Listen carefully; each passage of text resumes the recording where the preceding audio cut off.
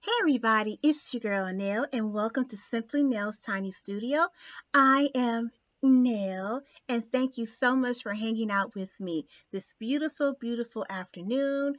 But it may be whatever time of day in your neck of the woods, but where I am, it's a beautiful, beautiful, beautiful afternoon. The sun is shining, there are blue skies, and as the great Nina Simone once sang, you know how I feel. Thank you so much for hanging out with me today. And this is kinda a dreadlock love video. You know what time it is, kind of thing. But it's really about Black women and let's just get into it, okay? Let's just get into it. But before we do that, please do not hesitate to give this video a thumbs up. And if you haven't already subscribed to Simply Nails Tiny Studio, please do so now. So what this video is about is it's about a question or a comment I saw in while I was canvassing the streets of social media. And the comment was a young woman, well, I shouldn't say a young woman. Well, yes, a young woman was speaking, a young sister was talking, and she made this comment saying that she recently told her mother that she needs to stop using relaxers in her hair. And her mother said to her, well, I've been using relaxers for 40 plus years since I was a young woman, and I don't think that I can maintain my hair the way I would like to or the way that I am accustomed to maintaining my hair without having a relaxer. Then the daughter reminded her mother, well, Mom, have you not seen all of these lawsuit advertisements on social media and on television talking about how relaxers have been linked to certain cancers in African American women? So, Mom, you need to get off of that stuff and just embrace your natural hair. And so the mom was like, look, you know, I've been in this for a while. I don't like how my hair reacts to humidity. I sweat. I want my hair to remain straight. I don't want to be taking, a hot comb to it every week. No, I think I'm going to remain, a relaxed diva. And so in the comment section, you had a lot of sisters, a lot of Black women saying of a certain age, saying, well, at this point, it really, if you have been a person who have used relaxers the majority of your life, you know, why, why change, why bother to change now if this is how you've been able to maintain your hair and care for your hair? And then you had other, sisters who are of a certain age who said, well, it's time for a change. It's time to break those old habits and begin to live a little differently. And then of course, you had people in the comments that were saying, well, you don't have to necessarily relax your hair. You can get a weave, you can do this, wear a wig, and so on and so forth. So, of course, you also hear from sisters like who wear dreads or natural hair say that, you know, natural hair is the way to go. Dreadlocks, are the way to go if you're having issues with sweating, humidity, growing a set of dreads is the way to go.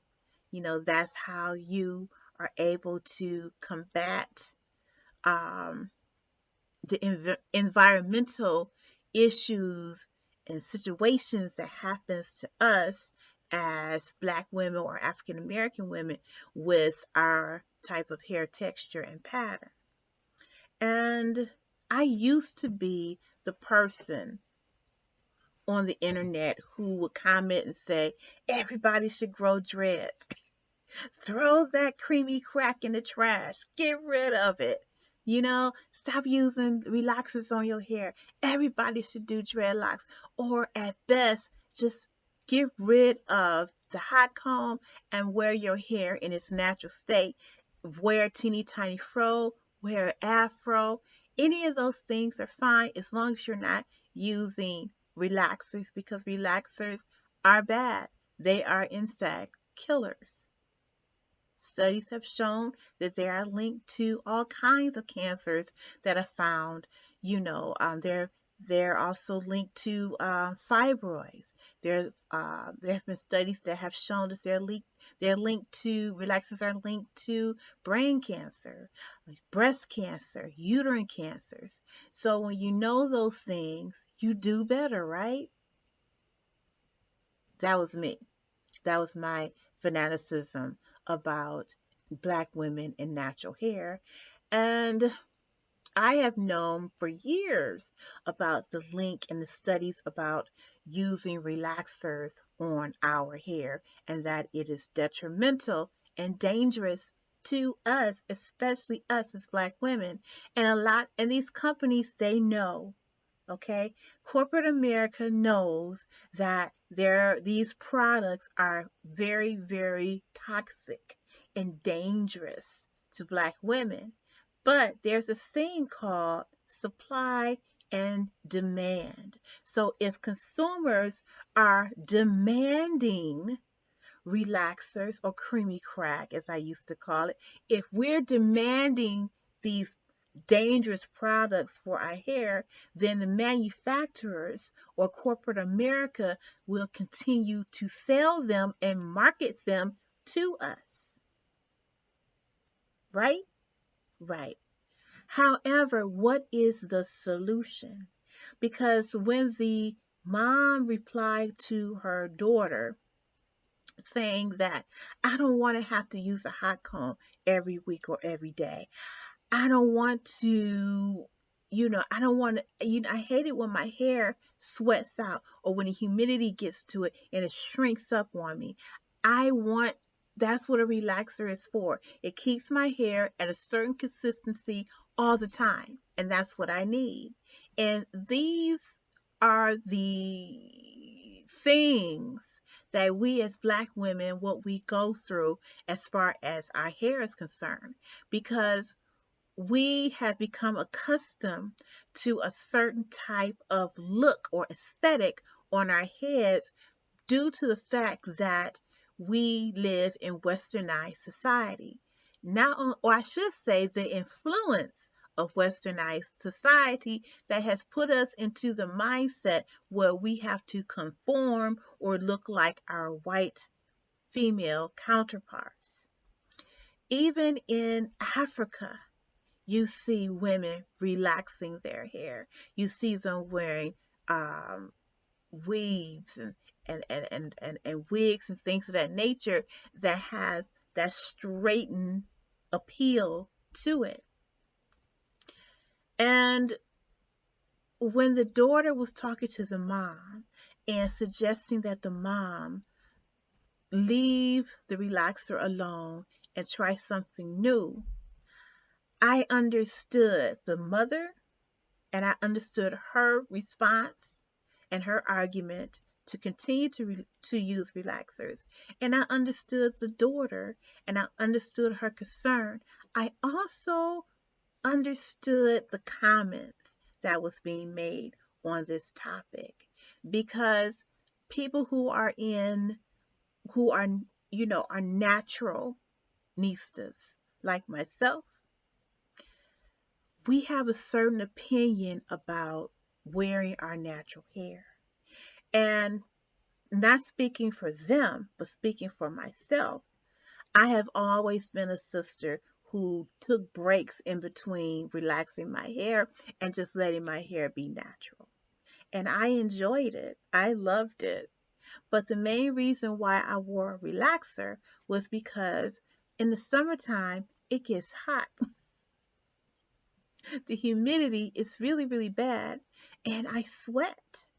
And that makes my hair draw up after I use a hot comb to straighten it. And having a relaxer keeps everything nice, straightened, and in place. And so I get it. I do understand. But when I made the decision to not use relaxers anymore, I decided that I was going to embrace everything natural and good about my hair. And when you're wearing natural styles, being natural affords you the luxury to sweat and to be taken in by the humidity. Natural hair allows you to just be you.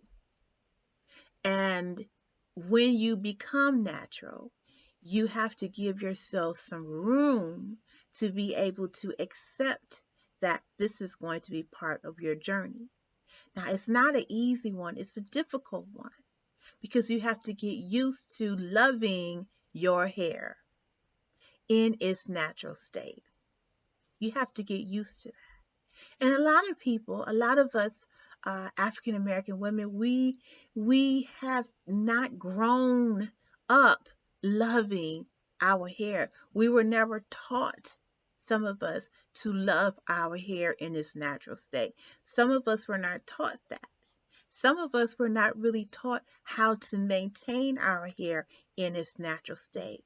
And I used to, when I used to hear women say, well, I don't know how to comb my hair. That's why I wear a weave. I don't know how to maintain my natural hair. So that's why I wear wigs and I wear weaves because it's easier to manage that as opposed to learning how to maintain and manage my own hair.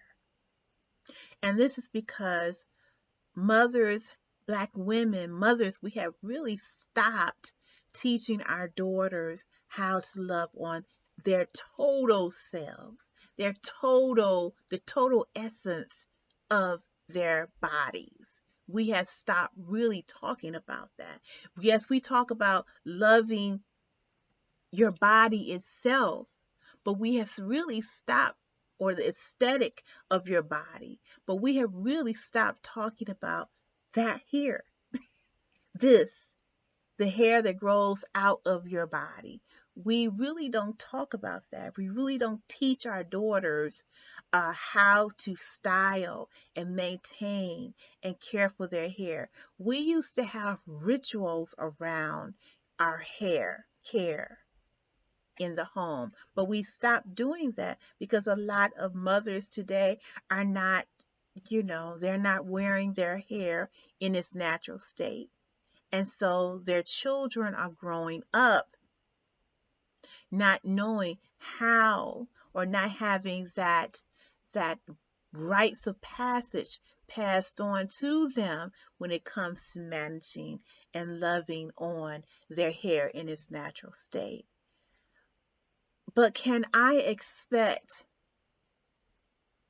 everyone to embrace, or should I expect everyone or all of my sisters to embrace a natural hair lifestyle, embrace the world of dreadlocks? Should I be preaching to them that they need to stop what they're doing and stop relaxing their hair and begin to wear dreads? No. No, I should not be doing that. No. Because everybody is different. Everyone is different. And everyone's journey is unique. So people have to make up in their mind, make decisions for themselves of what is best for them and what is best for their lives. Would I encourage natural hair care or natural hair styling, natural maintenance? Yes, I would definitely, definitely encourage it. Why? Because a lot of chemicals that we use that is being marketed to black women that we use are not beneficial to our overall health and well-being. That is the facts. That's the truth. And we all know that. But to break away from what westernized society has taught us should be our norm, but isn't, it takes a lot of courage, it takes research, and it takes love. It takes research, number one. If I did not do the research on different hair care products, on the hair care products that I was using on my head, no, I would not have cared what anyone else said about not using a using relaxers on my head. I wouldn't have cared because I'm like, well, that's you. That's some of your propaganda. That's not me. I don't know anything about this, and I'm not going by what you say and changing up design how I deal with my hair. It took me doing my own research and finding out things on my own. And that's how I eventually arrived to my decision of becoming a naturalista. When it comes to wearing dreadlocks, that was a totally different thing for me because, I went from being a natural wearing a fro to going into being a dreadlock diva. And that took time. It was a progression. It was something that I wanted to do. And there are obstacles to being a dreadlock diva, a Locknista queen, because westernized society once again frowns upon anything that's overtly African that is not co-opted by them. So it was a natural progression, and it was a something that I had to arrive to myself. To be a natural hair wearer in this country and in westernized society in general, it takes a lot of courage. It takes a lot of courage to walk out the house like this. It takes a lot of courage to walk out the house. And I remember the stereotypes of girls with their natural hair. What did guys used to call us? Nappy heads. It takes courage to be a nappy headed woman walking out into the world, and that's what people are thinking of you. When you know that some of those people are your own people, some of those people are black women like you who walk around and say, she needs to straighten that hair. She needs to go home and get a hot comb and straighten that out. It takes a lot of courage to do this. You know, when I say that I have been in situations where I could basically hear people's thoughts about my locks, this journey is not for everyone. It just isn't. You have to arrive at a certain mentality to do this. That's why I would not recommend it to everyone. And I would not go and tell someone that they need to stop using relaxers on their hair and go natural like me. Because this is a lot. You have to think about where we live. You have to think about the culture in which we are inside of. You have to think about about the politics of it. Now there are laws being passed specifically centered around us not being discriminated against because of wearing, or just because we're wearing our hair in its natural African state. So to do this takes courage. Not everyone is made up for that battle because it is a battle. Everyone is not made up for this war. Everyone is not built for this journey. So they have to do things the way they see or feel is best and designed for them.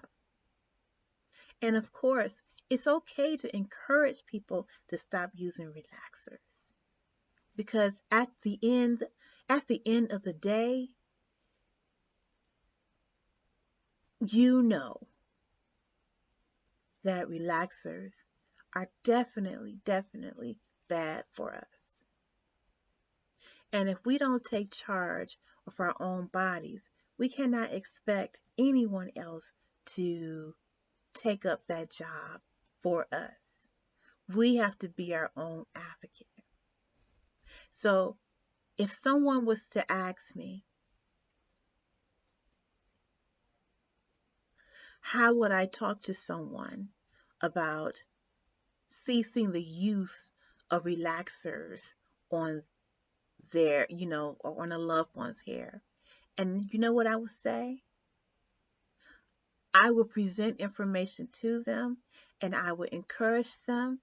And depending on their tone, I will continue to encourage them to, end the relaxer journey and join me on this journey of being a dreadlock diva, a Loch Nessa queen, or just a naturalista, period.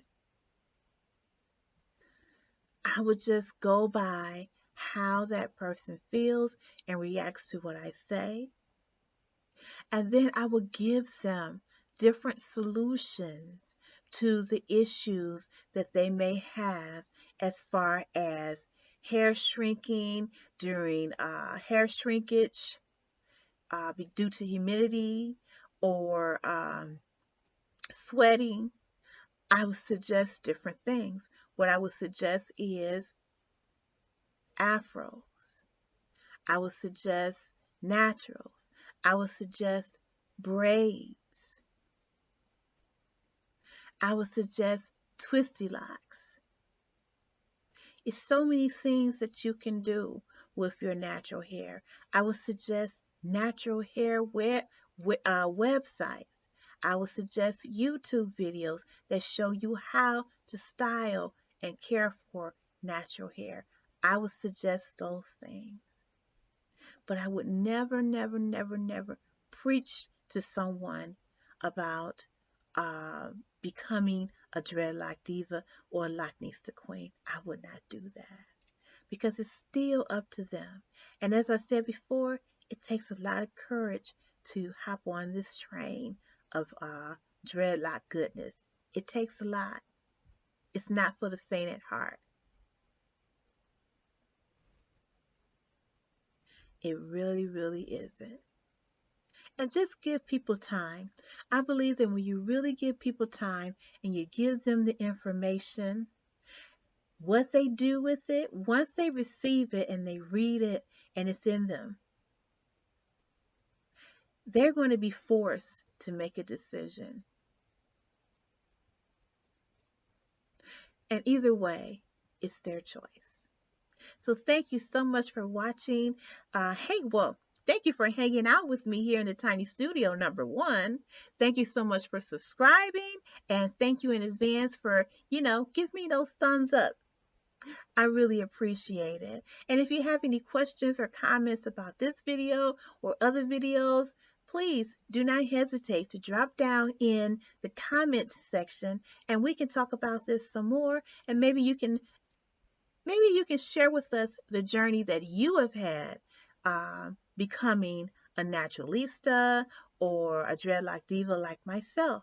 And because when we exchange ideas, you know, with one another, that encourages us and inspires us, and those who are in the comment section who are looking to join us on this journey or who want to join the journey, this encourages them and gives them something to aspire to as they go through the process of letting go of the creamy crack. So thank you so much for hanging out with me here in the tiny studio. I'm your girl Nell, and I'll see you next time here in Simply Nell's tiny studio. Bye bye.